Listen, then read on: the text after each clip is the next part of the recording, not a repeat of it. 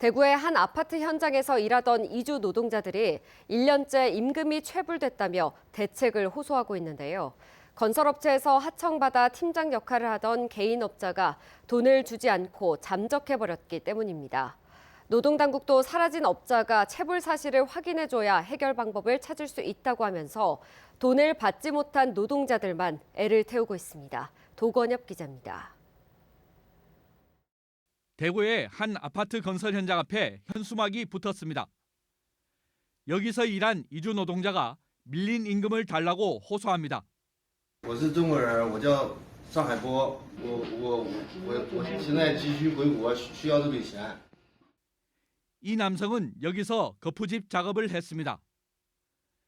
그런데 지난해 10월부터 12월 사이 석 달치 임금 684만 원을 1년이 지나도록 받지 못했다고 합니다. 결국 돈을 받지 못한 채 고국으로 돌아갔습니다. 이 남성을 포함해 이주 노동자 15명이 받지 못한 임금은 7,400만 원. 이들은 전문건설업체 대표와 하도급 받은 개인업자를 대구지방고용노동청에 고소했습니다. 이 현장에서는 원청업체인 주택건설업체가 콘크리트 철근 공사를 전문건설업체에 하도급 줬고 이 업체는 다시 팀장 역할을 하던 개인업자 B씨에게 일부 공사를 맡겼습니다. 건설업체들은 공사 대금을 줬다고 했지만 노동자들은 B씨로부터 임금을 받지 못했다고 했습니다. 노동청은 밀린 임금을 줘야 할 책임이 있는 사람은 팀장 B씨라고 밝혔습니다. B씨는 그러나 현재 종적을 감춘 상태입니다. 이럴 때 바로 윗단계에 있는 전문건설업체가 B씨와 연대해 체불 임금을 주도록 책임을 지울 수 있지만 문제가 또 생겼습니다.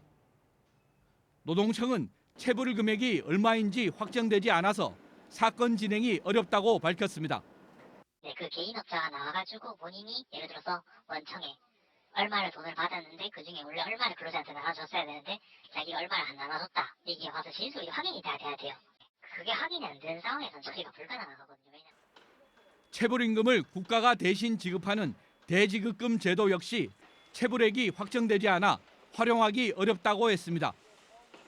이주 노동자들을 돕고 있는 이주민 선교센터는 출퇴근 대장을 보면 누가 어느 정도 일했는지 확인할 수 있다면서 모두가 책임을 떠미루는 상황이 안타깝다고 했습니다. 원청에서 이주 노동자들에게 먼저 돈을 지급하고 나중에 개인업자가 나타나면 원청에서 개인업자한테 돌려받으면 된다고 생각을 합니다. 노동청은 달아난 B씨를 전국에 수배했지만 언제 찾을 수 있을지 알 수 없는 상황입니다. 그러는 사이 가족을 부양하기 위해 먼 타국 땅에서 일하던 이주 노동자들은 속이 타들어가고 있습니다. MBC 뉴스 도건협입니다.